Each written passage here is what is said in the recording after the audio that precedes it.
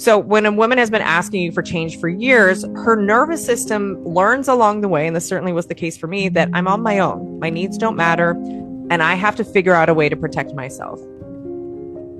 Probably really familiar for a lot of you in what you had to learn in childhood. That whatever survival responses that you default to, fight, flight, fawn, or freeze, usually we have two, that's what you learned as a kid in how to survive the environment or the family that you grew up in.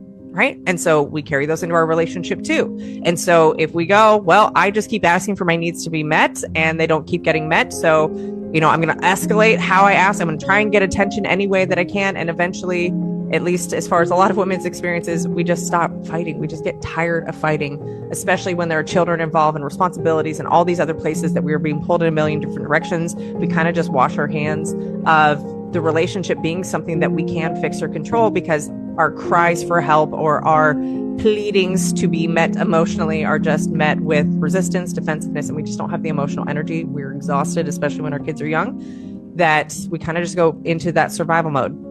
Rightly or wrongly, that's usually what's happening. If it's later on in life when the kids are grown, it's like they're trying to just focus on creating this happy family life for their kids. And then when the kids move out, now they can really look at and go, can I do this for the rest of my life? I have abandoned my needs and prioritized everybody else's needs because I thought that's what I should do, right? As a partner, as a parent. And then we get to the point where our kids don't need us in that same way. And we look at the person we've just spent the last 20 plus years with and we go, I don't know that I can do this anymore. I have suppressed myself so much that what's the point? And same thing could be for men looking at their partner going, I've suppressed my needs for so long.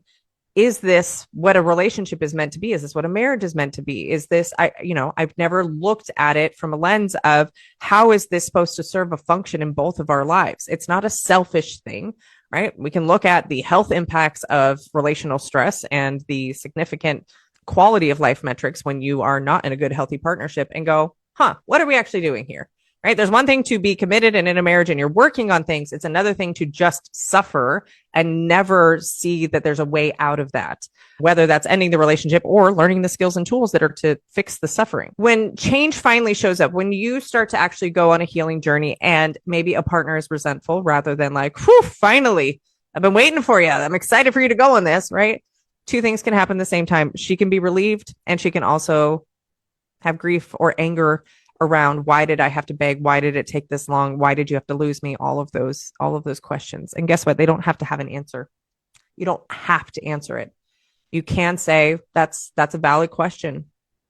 If I ever come up with an answer to that, I will share that with you. But right now, what's important is that I am. And right now I need to figure out what that looks like before I can start to repair a connection with you.